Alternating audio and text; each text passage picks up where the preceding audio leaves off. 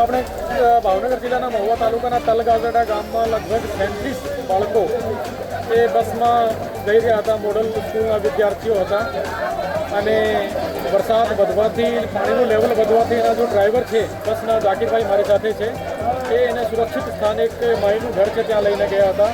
પછી પાણીનું એટલે કે લેવલ વધી ગયું અને લગભગ કહી શકાય કે ડોક સુધી આવી ગયું. પછી અમે લોકો એરફોર્સવાળાને, આર્મી, એનડીઆરએફ, એસડીઆરએફ તમામ એટલે કે મૂવમેન્ટ કરાવી દીધી. પરંતુ જ્યારે થોડુંક પાણીનું લેવલ ઘટ્યો ત્યારે અહીંયાની નગરપાલિકા, તલાટીકા મંત્રી અને લોકો ગામવાળા રસ્તો લઈને અને હોડી લઈને અને ટ્રેક્ટરના મદદથી તમામ બાળકોને આપણે રેસ્ક્યુ કરી દીધા છે. અત્યારે કોઈ ચિંતાની વાત નથી.